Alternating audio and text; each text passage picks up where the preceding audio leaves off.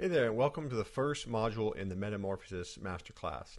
To get things started off, we're going to be talking about what conditioning is and why it's so important. I'm going to dig into what I call the M3 model of conditioning, which includes all the pieces of the conditioning puzzle, and I'll walk you through those each step by step in the following lessons. And then I'll wrap things up by talking about how training is going to improve your conditioning. In other words, what does that process look like within your body as you progress through the Metamorphosis program? So first things first, let's talk about what conditioning is, because strength is pretty much universally understood. In many circles, you pretty much understand strength is how much weight you can lift, how much force you can generate, those sorts of things. But conditioning really is not something that's as clearly defined, and you can ask 10 different people what conditioning is, you might get 10 different answers.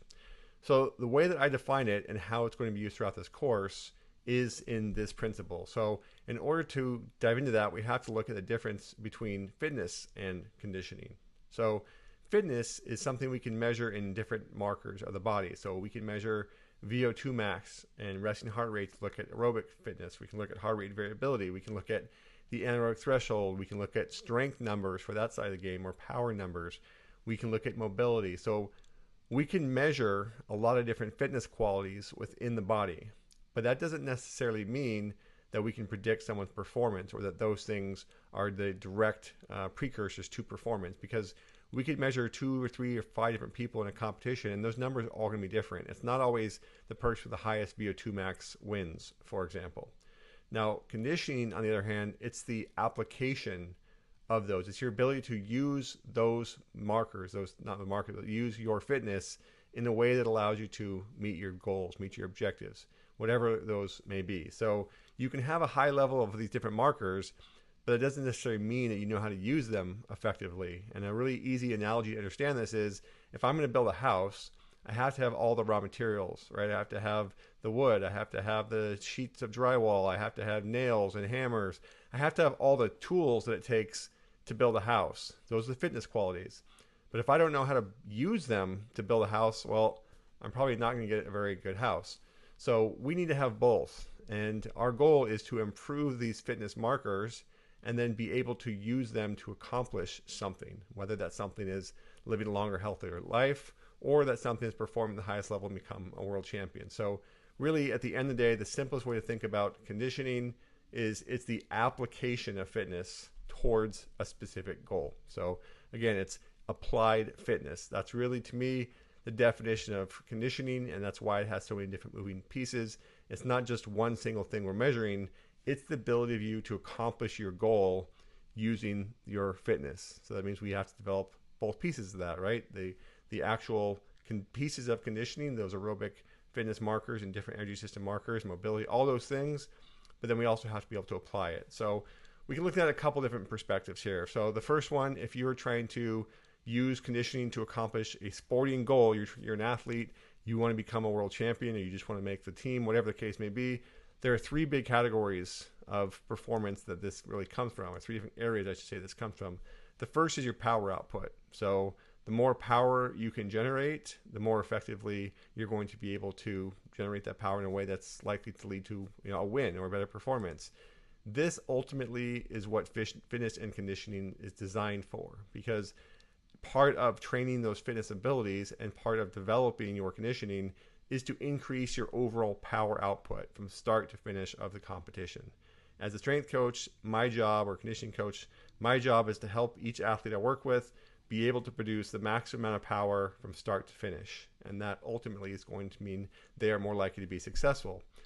But the other part of that is their technical skill, right? And that's something as a strength conditioning coach, I'm not really training. I'm generally speaking not going to teach somebody how to shoot a basketball. I'm not going to teach a combat athlete how to throw a kick or a punch or a takedown. I'm not going to handle that. That's the skill side of the job. So this is where the technical development comes from.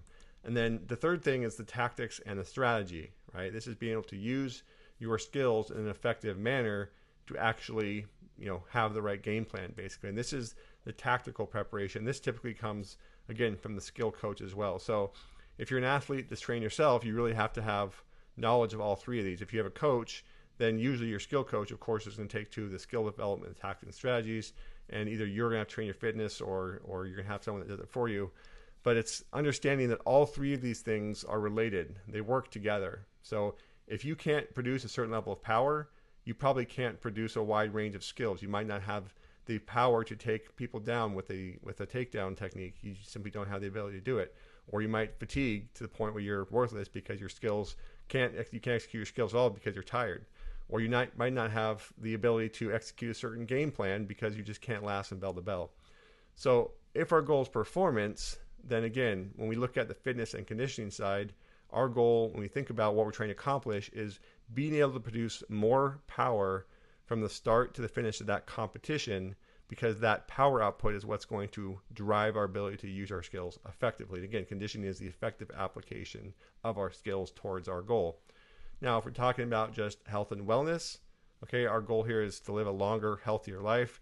This is where we can look back at those different markers of fitness. Specifically in this scenario, they've looked at aerobic fitness markers in terms of METs and heart rate recovery, which encompasses a bit more than just the aerobic side. But looking at people who have very low levels of these fitness qualities versus people that have very high levels on the right there, you see a much bigger difference in terms of their relative risk of death. In other words, their life expectancy. So people that have low levels of MET or low aerobic fitness basically and low heart rate recovery, they're 5 or 6 times more likely to die of all-cause mortality. Basically just means they're more likely to die sooner because of that. So if your goal, again, is to develop fitness in a way it's going to help you live a long, healthy life, then we need to understand what the pieces that are and ultimately how to improve it. And we can also look basically at this big picture of conditioning from why it matters from just a public health standpoint. So, each year there's a massive amount of death in the Western world and really the entire world related to cardiovascular disease. And prior to COVID, it's been the number one cause of death for decades, really. And even though things have gotten better in some areas, it's still really, really bad. So one person dies every 36 seconds in the U.S. from cardiovascular disease. And research has shown that 1 in 3 of these, roughly or more, can be prevented through better health and better fitness. That means 200,000+ people a year are dying prematurely that could be saved, could live longer, healthier lives if their cardiovascular fitness, their overall conditioning was better. So again, I point this out because you may think, well, I'm in the fitness world, I train, I'm healthy. Great. But I can tell you from personal experience, many, many people in the fitness community have fallen victim to this as well, from guys like Charles Poliquin and my early mentors, Mel Siff, more recently Louis Simmons.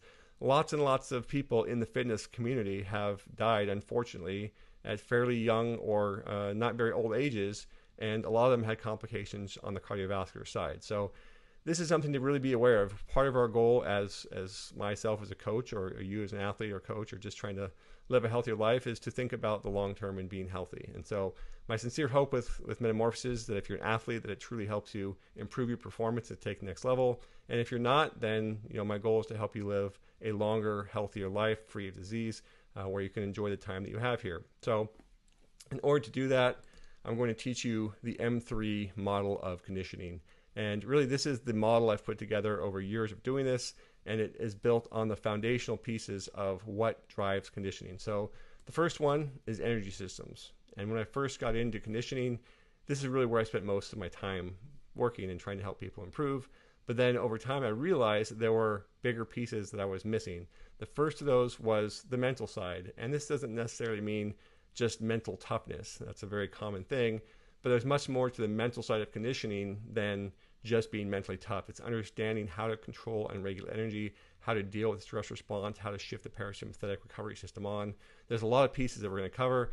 And then finally, it's the movement capacity. Because at the end of the day, your body is designed to move. Conditioning is about powering movement above all else, because skill is movement, life is movement. So it's putting these 3 pieces together that are going to help drive the skill that you're trying to improve if you're an athlete, or if you're trying to live a long and healthy life. It's really just a skill of winning the game of life.